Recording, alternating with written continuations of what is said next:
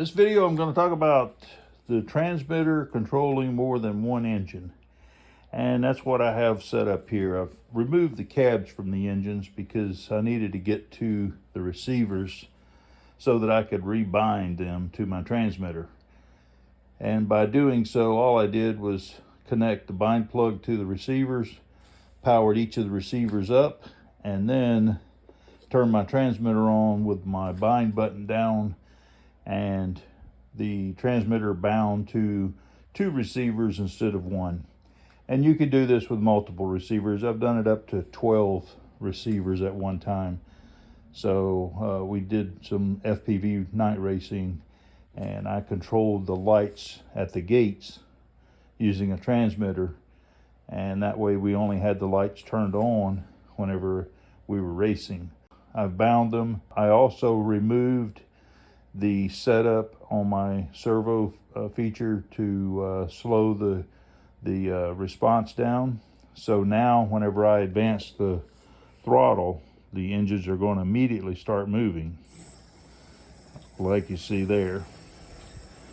So which this is fine for this demonstration, but if I were to connect these to a train, I would definitely want to use the servo slow, because as soon as I stop the throttle or lower the throttle, you see the engine stop pretty quick. And if you have a lot of cars behind the engine, they're just going to push into the engine.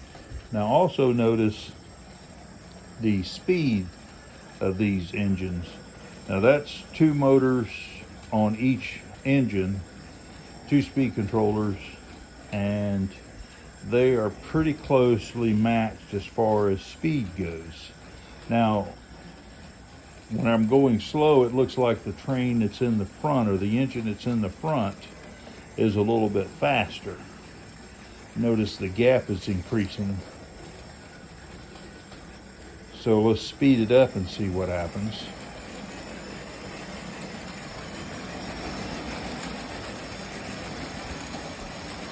So now it looks like the train that's in the rear is actually catching the one in the front. And you see that gap closing up. So I'm going to let it close up a little bit more. Now I'm going to slow it back down. And let's see, that gap should start increasing.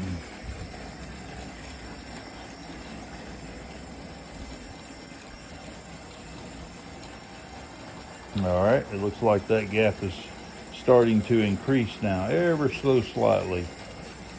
If you watch close, you'll notice that that gap is actually getting a little bit larger. Not much, but a little bit larger. So let me slow it down a little more. Now you can see that gap is increasing. So these engines are pretty close to being matched, but I would run it like this to find out which engine is faster at track speed. And the reason for that is because I would be mostly running at track speed. So I would always want the faster engine up in the front, because I would rather have the engine pulling than pushing what's ahead of it.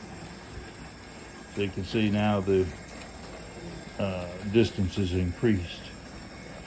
So I'm going to speed it up again, and there's not a lot of distance or not a lot of difference in the speeds, but there is a little bit, and you just want to make note of that speed and set your engines on the track according to their performance, if you will.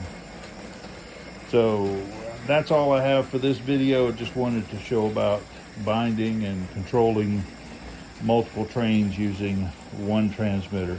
And again, if I chop the throttle, those engines are going to come to a stop. And if I move the throttle forward, those engines are going to take off. So Hope you've enjoyed this little short video on binding and running multiple engines with one transmitter. Thank you for your time. Enjoy the hobby.